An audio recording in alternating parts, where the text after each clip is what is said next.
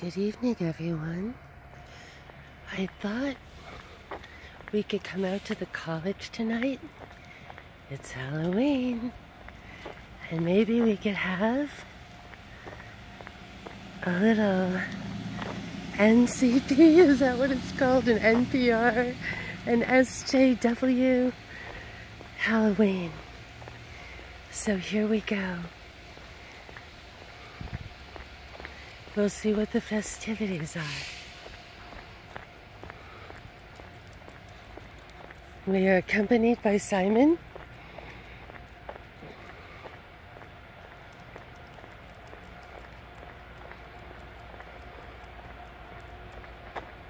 Those are the science labs over there, by the way. If anyone was curious.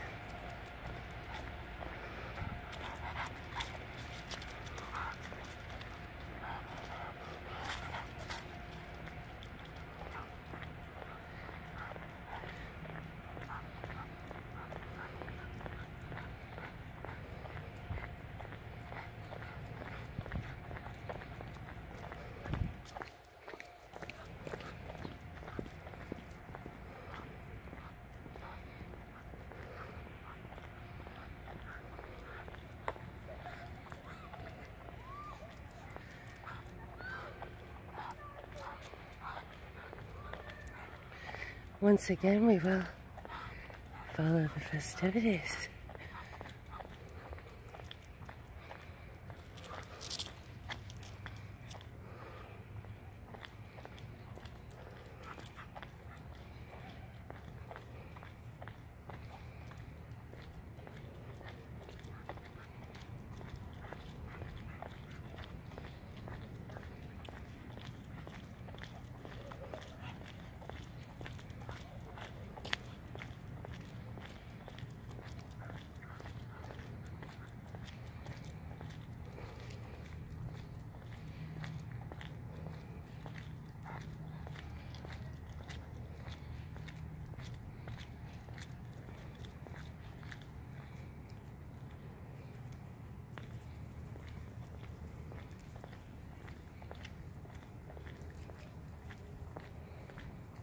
It's kind of dreadful to note that this was Ted Bundy's happy hunting ground. We'll stay away from the woods where his little bungalow shack was. It looks as if there's something like a writing center open.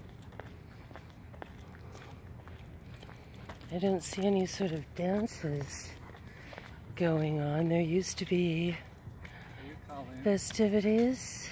Colleen Wagner. Hey, hi. Hi. Sorry about the dog. Are you a unicorn? Yeah, that's right. Cool, that's fun. Good to see you.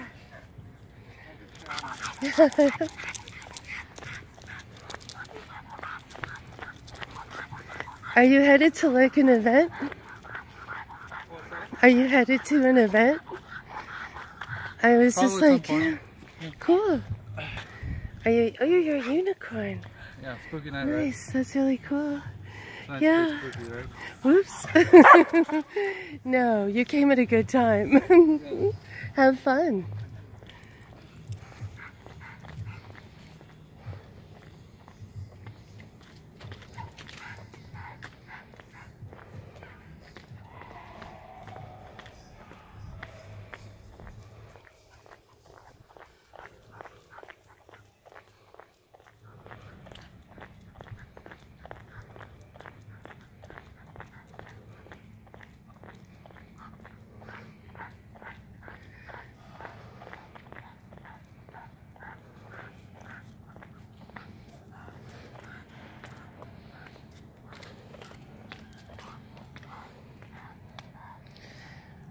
I hope the camera isn't too shaky, everyone.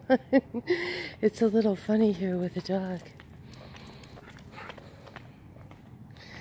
And it's rather pleasant night. And not as blustery, really, as I was expecting. Someone had asked about the steam tunnels and about Happy Land, you know, and I had wanted to stop by. If you look at, there's a couple, but really only one that's really kind of a little bit long, of a Vietnam vet who went to the college by the name of Doc.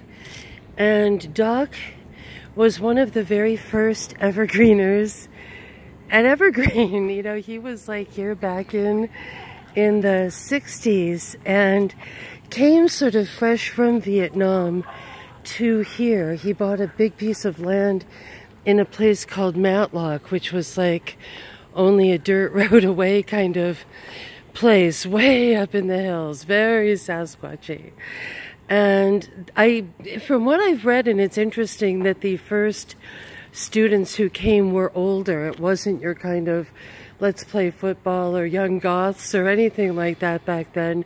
It tended to be more older Vietnam vets coming back from the war. And actually this area down here, he had turned into a giant center for kind of environmental things, and it was so good. Of course they shut it down and made it into a teacher's smoking lounge. It's funny, if you look online, and you kind of have to look online twice, because weirdly there's another teacher who got in trouble for the same thing at a place called Evergreen Elementary School in Vancouver, Washington. I had done a video a while ago and I got comments saying, no, it wasn't the college, it was the elementary school. But if you look closer, there was someone named Walt Walthers. I believe it's in the Daily Olympian, and he is a math and drama teacher here, and he had gotten arrested for diddling while watching little boys in this area. They do have children's swim teams here at Evergreen. And the weird thing was that he was honest. He came clean about it, and they put him in a diversion program. I always love the names of these liberal things. And then when he was questioned about it, when the school was questioned about it, I saw that the PR lady said, innocent until proven guilty, which I found fascinating because they'd already gone through the court thing. He had said he was guilty.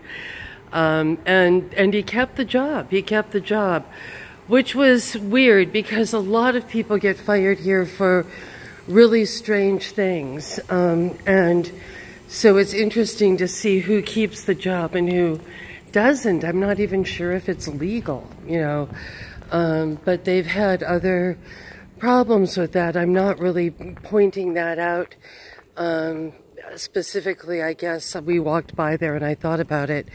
But regarding the tunnels, Charles McCann was the first president of Evergreen, and Doc was one of these whiz kids.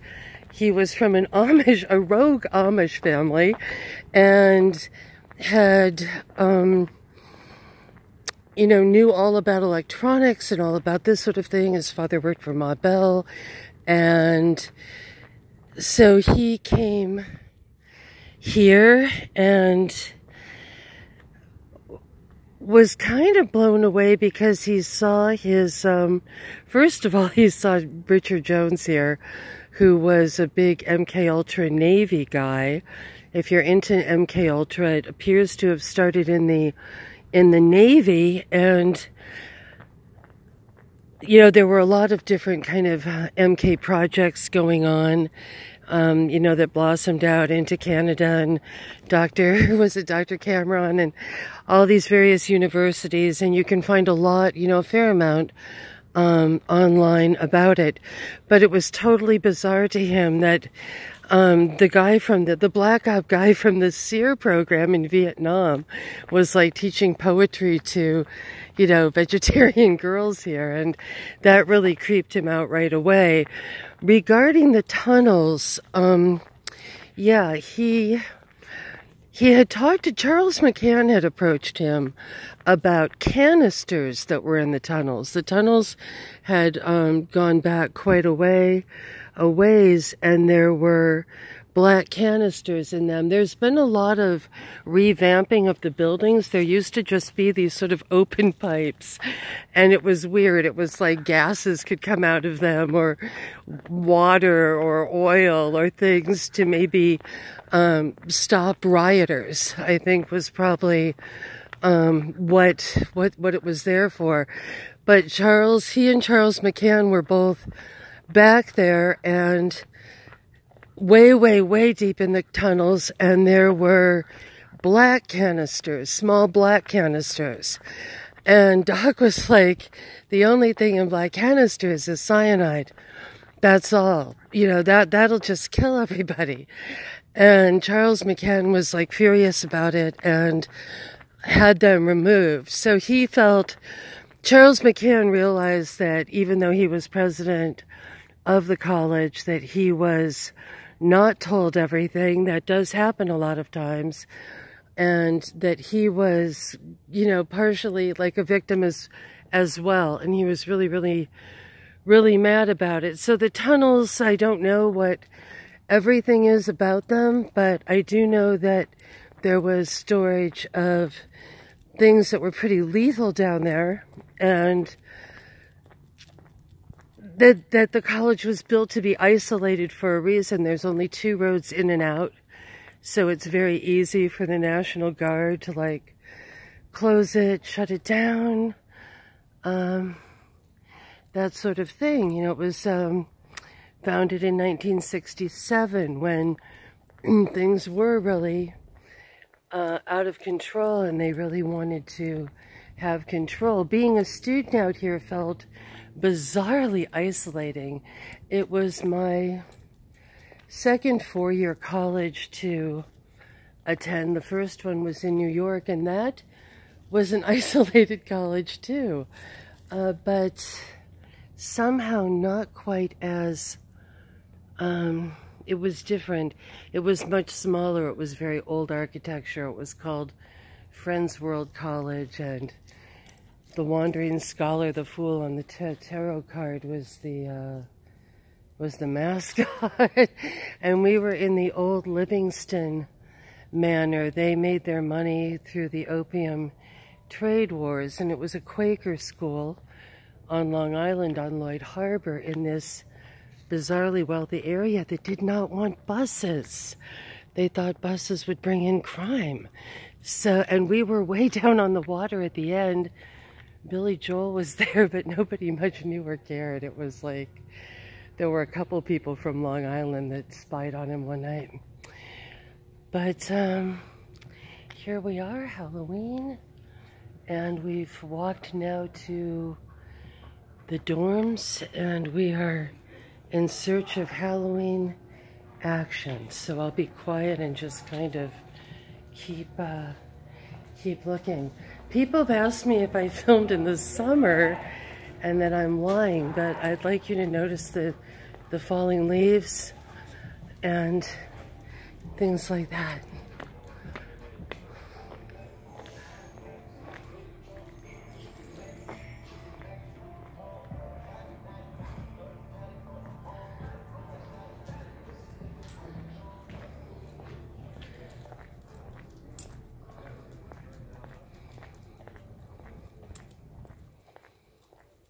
When I went here, there was somebody that I knew quite well whose father was an attorney in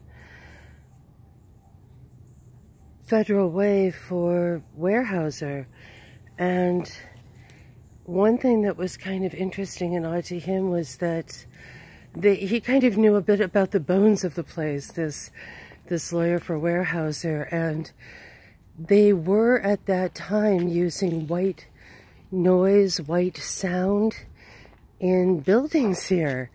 And my friend was very upset. He really felt that that white sound was a form of mind control, really, a form of crowd control, and it really concerned him. Hi. Oh, thank you. That's sweet. I like your costume. It's beautiful. Yes, of course. His name is Simon. He's a little rescue hound. He's a hound from the pound. He loves you. Sometimes he'll just start barking at people, and I don't know why, but with you, he loves you. Oh, yay. He's having a fun time here tonight. Going on adventures. Yes, you are. Oh, your costume is perfect. Thank you. And it's a beautiful night, isn't it? Oh, it is. Anything special going on at the campus? You know? I'm an alum. I just kind of came back to check things out. I don't know. Actually, I think there's a couple things going on tomorrow. Fun. know, yeah. Fun. Nice. Oh, they're doing a pumpkin toss. Oh, that sounds cool. Yeah, it's a good time. Hey, bud. Oh my God, It sounds messy. Oh, yeah. Messy's always fun, right? Yes, exactly. Wow, that is just perfect. Have a great night. No, thank you. He really, it means a lot to him. He was a little bit forgotten, you know. So he's liking being here. Happy Halloween.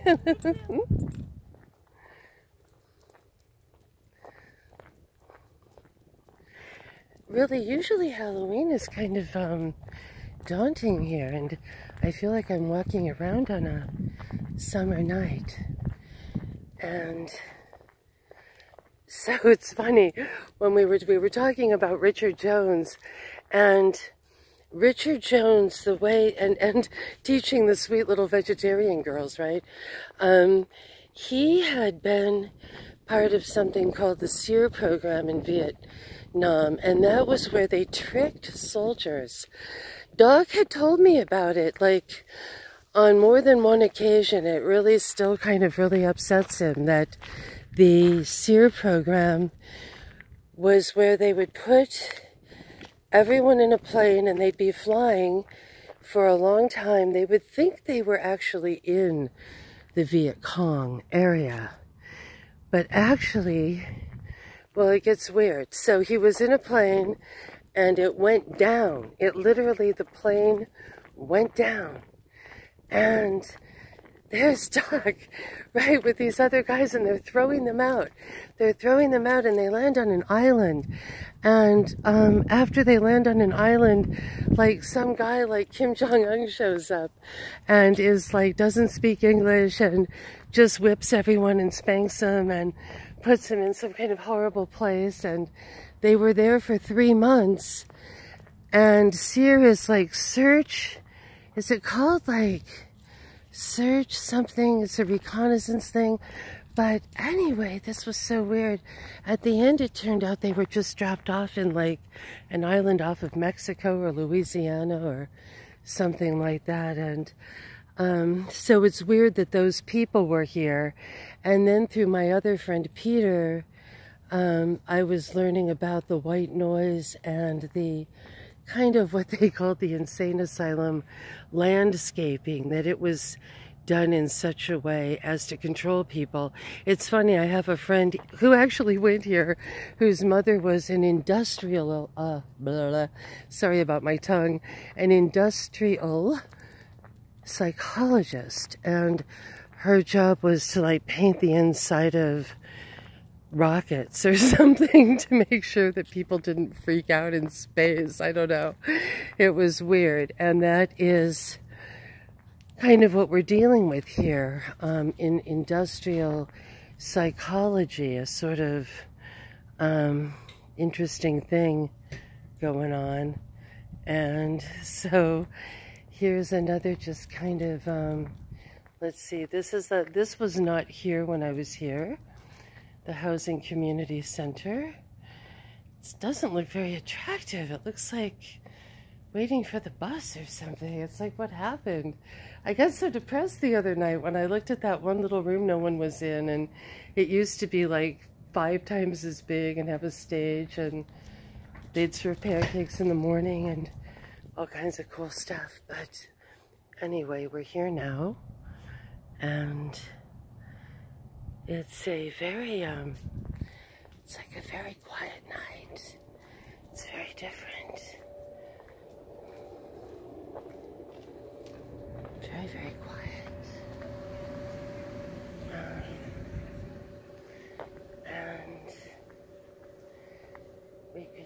kind of continue over here towards these dorms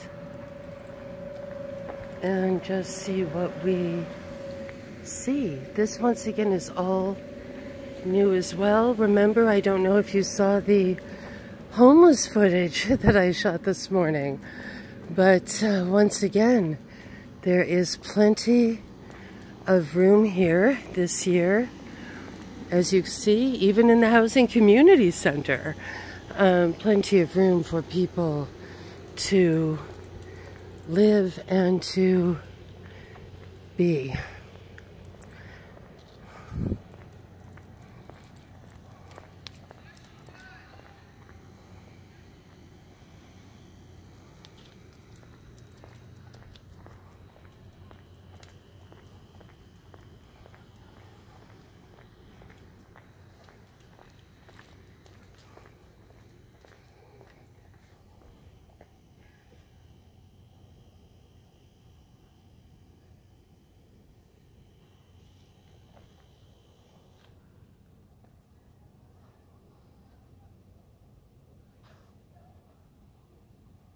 I know that all dogs seem to love their noses, but Simon really seems to love to sniff things.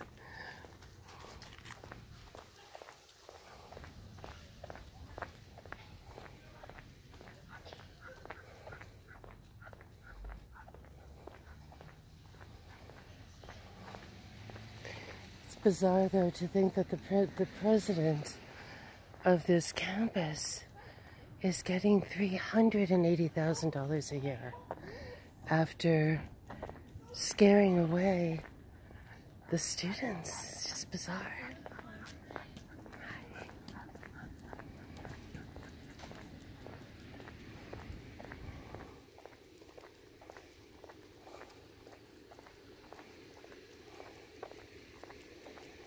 What's that all about, you know?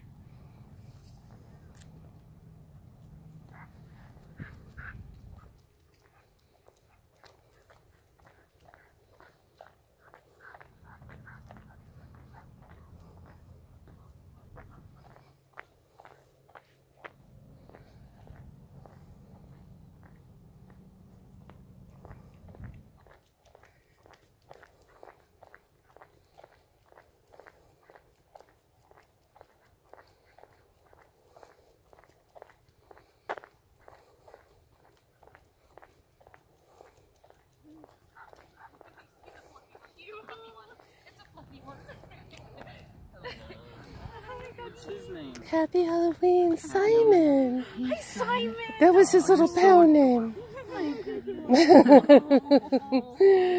Happy Halloween, everyone. Thank you. What a perfect night, huh? Thanks for petting him. Simon, you're getting all these pets.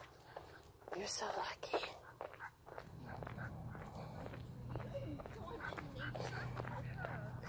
Oh, we've got wood sprites. We've got little evergreen wood sprites. This is so perfect.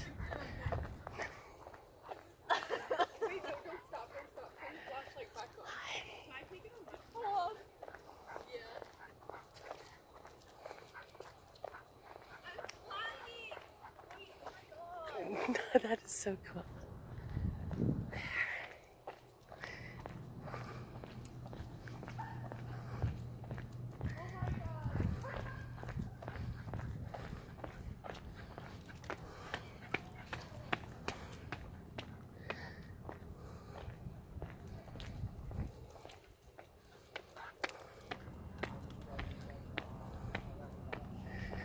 By the way, I hope you're all having a great night. If you haven't fallen asleep by now, this is almost like one of those little fall asleep videos. Just kind of walking around. Walking around the park.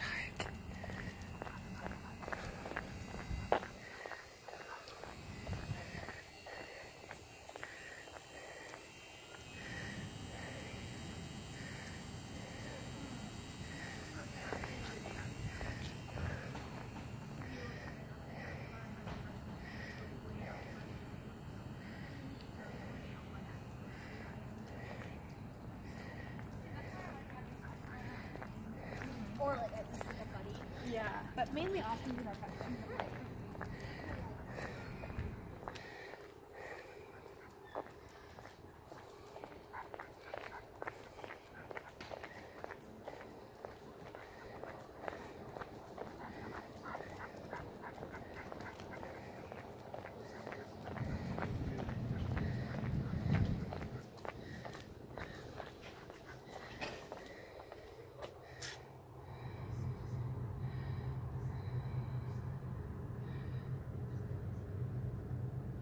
And the Flaming Eggplant is their restaurant here.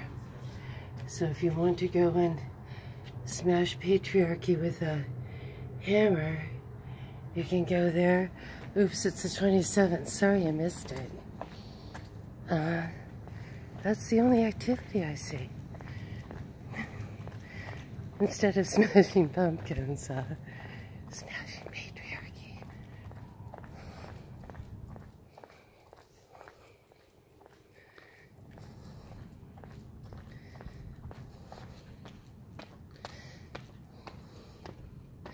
Maybe we can just slip in really quickly. Slip in really quick. And just see if there's any action at all. Okay.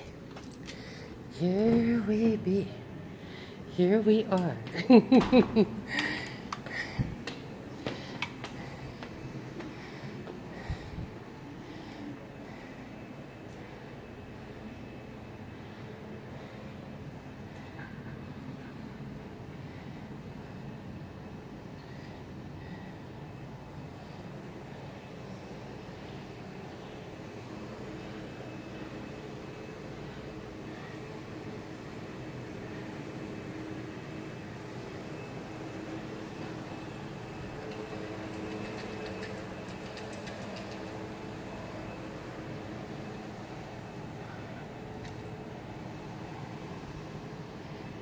Ursula Le Guin, she used to fight with Philip K. Dick.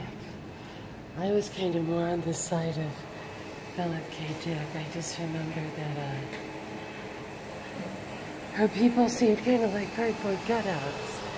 I think she had these books where they were like, this is the communist, this is the capitalist, whereas Philip K. Dick was more freewheeling with his psychic aliens and his people who could go into the minds of Barbie dolls and all his wild books. Maybe we should do a series on Philip K. Dick's. The word capitalism, it's almost like just saying it is enough. You don't really have to sort of back it up.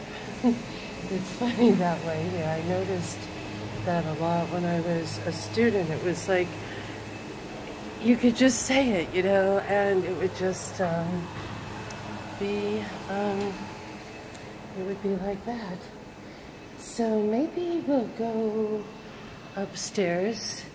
This is actually where it used to be safe space, right here. And you were not allowed in unless you were a woman of color. And there was one guy that used to go in when I was here. And unfortunately, everyone called him the asshole because he would challenge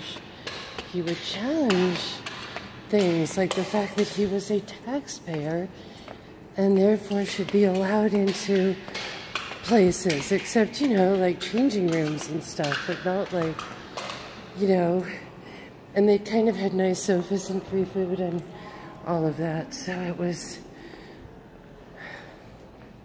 frustrating. So special initiative budgets, they used to charge a lot at this school. It was like a couple $100 or something so that these clubs could run. And I don't know, it was kind of a lot.